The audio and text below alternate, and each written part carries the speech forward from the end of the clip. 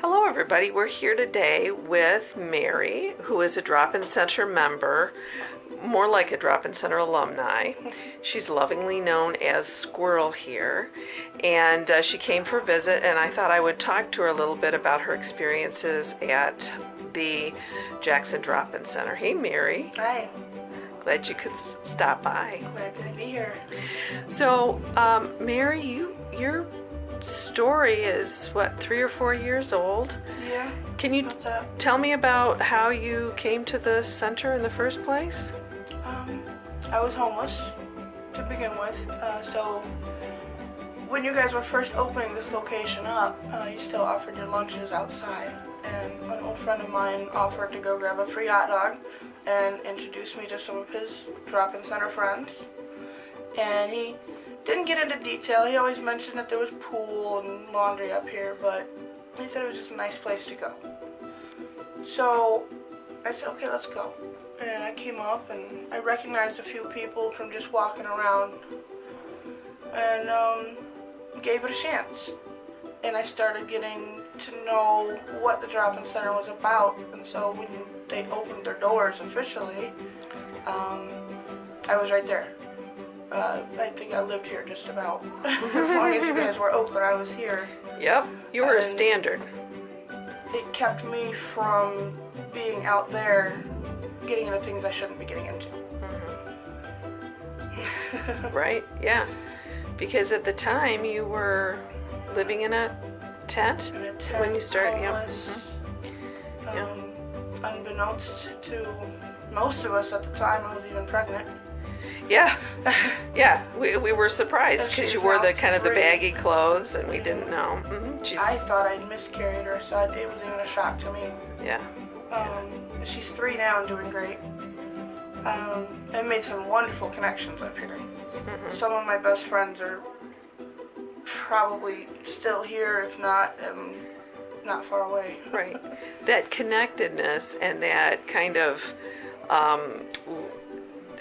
we attempt to have a lack of judgment here and just focus on where you're at in your journey and connection, and that really worked well. That model worked really well in your life, didn't it?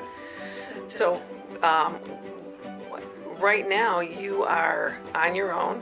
You're not living in a tent anymore. You've made a lot of changes. What do you think?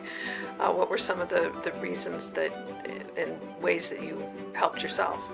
I was ready to be that person. I was ready to stop with the nonsense and get my life together.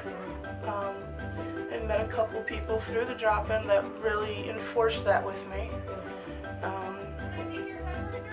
Tommy, who I'm with now, he took my hand and said, I see something in you, and come with me. And we did, and here we are 3 years later.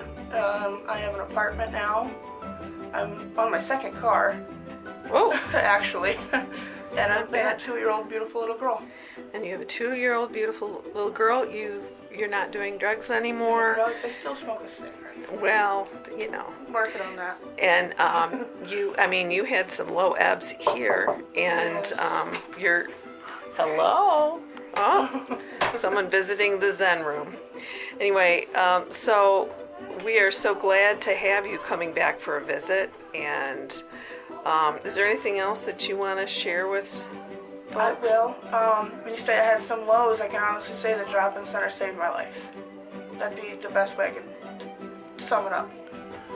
I think you guys really did save my life. How do you think so?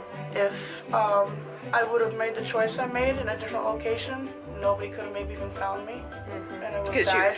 You OD'd in our bathroom, didn't you? Yeah.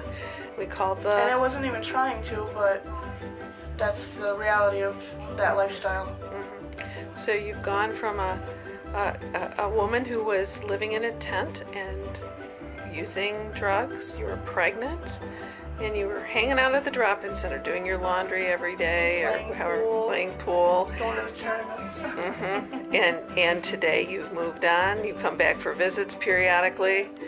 It's like Cheers. You walk in and everyone goes, Squirrel. Yeah. Well, I'm glad that you came back for a visit today, and I'm glad that you took some time to talk to me. It's really nice to see you again. You too. Okay.